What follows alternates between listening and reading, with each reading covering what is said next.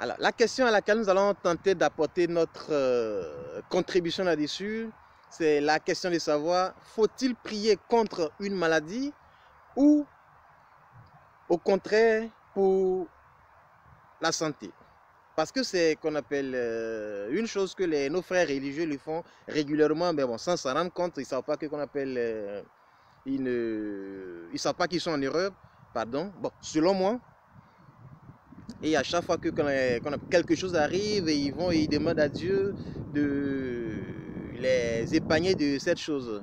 Par exemple, pour la maladie coronavirus qui est arrivée, ils vont et ils disent, dans leur prière, ils disent Dieu, épargne-nous de coronavirus, il faut nous protéger de coronavirus. Donc, je pense que la prière ne doit pas être orientée dans cette direction. Puisque, comme l'a dit qu'on appelle les scientifiques, tout ce qui nous arrive est le résultat de nos pensées, de tout ce que nous nous disons à l'intérieur de nous, de toutes nos imaginations. Alors, si vraiment tout ce qui nous arrive est le fruit de nos imaginations, de nos pensées, alors il suffit de penser coronavirus et c'est coronavirus qui arrive vers toi. Et même si la maladie ne va pas arriver vers toi, mais quelque part, tu vas te sentir malade et puisque tu attires les énergies de cette maladie.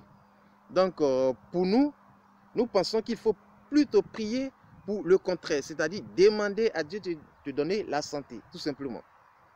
Si tu dis coronavirus, Dieu, il entend coronavirus. Si tu dis santé, Dieu, il entend santé. Voilà pourquoi les chrétiens, ils se débattent toujours avec Satan, et ils vont à l'église avec lui, ils se retournent avec lui, et Satan, il les suit partout où ils vont. Parce que quand ils arrivent dans ces églises-là, ils disent, qu'on appelle, partout, parce que tu entends les gens sont en train de prier, qu'on appelle Satan sort, Satan sort, Satan sort. Vous êtes à l'église, vous ne pouvez pas parler de Satan à l'église. Essayez d'appeler qu'on appelle Dieu dont vous avez foi en lui, et Jésus dont vous avez foi en lui. Et je pense que c'est deux entités qui ne peuvent pas habiter ensemble. Par exemple, si Jésus est dans une maison, est-ce que Satan peut habiter? Non, donc vous n'avez pas besoin de chasser Satan.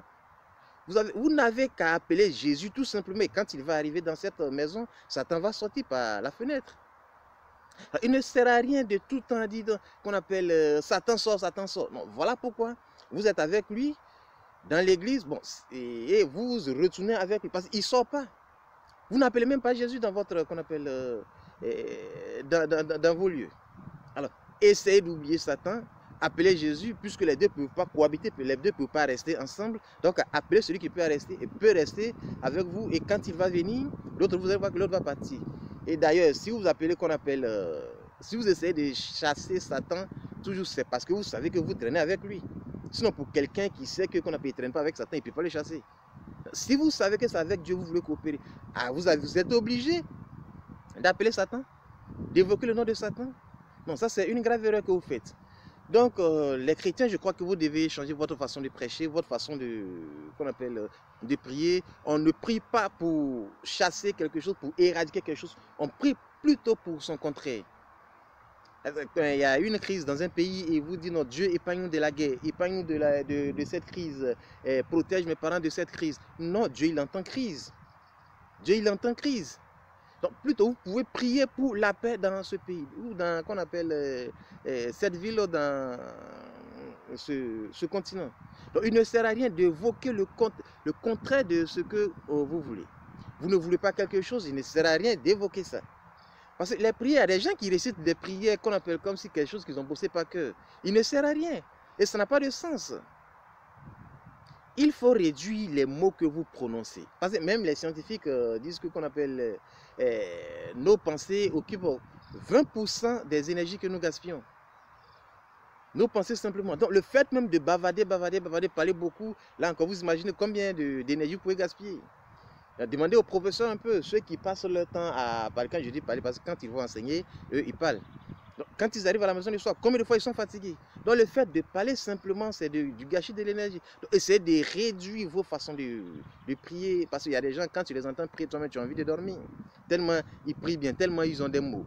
Non. C'est pourquoi nous, chez nous, quand on veut prier tout simplement, on leur dit que les mots essentiels, c'est-à-dire, quand tu dis paix, joie, amour, succès et richesse, ce sont ces choses que tu attires envers toi.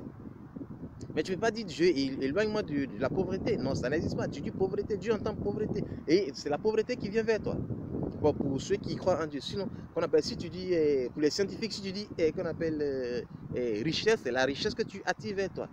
Ça, c'est un peu ce que les gens enseignent dans la loi d'attraction. Donc, c'est comme ça que les choses fonctionnent.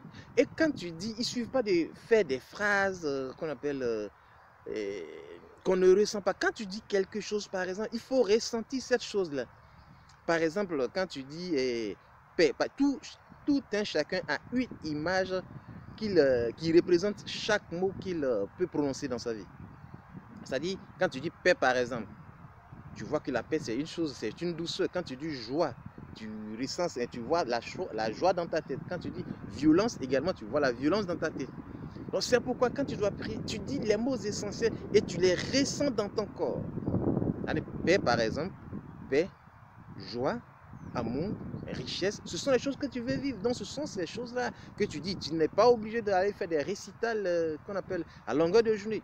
Dis qu'on appelle le nécessaire et Dieu il entend.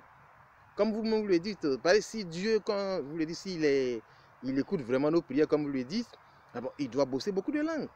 Il y a des gens qui prient en baoulé, en agni, en français, en lingala. Bon, il y a tellement de langues, donc je crois que Dieu il va prendre les mots essentiels et puis bon, il espère que c'est ce que tu veux entendre, c'est ce que tu veux avoir et il te donne. Alors, il ne sert à rien de faire tous ces récitals. S'il vous plaît, les frères chrétiens, essayez de voir votre façon de prier.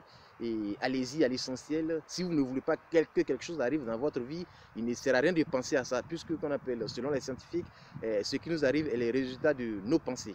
Comme la Bible elle me le dit, qu'on appelle tel vous pensez, tel vous serez. Donc tout ça, ce sont des choses qui sont écrites dans les livres saints.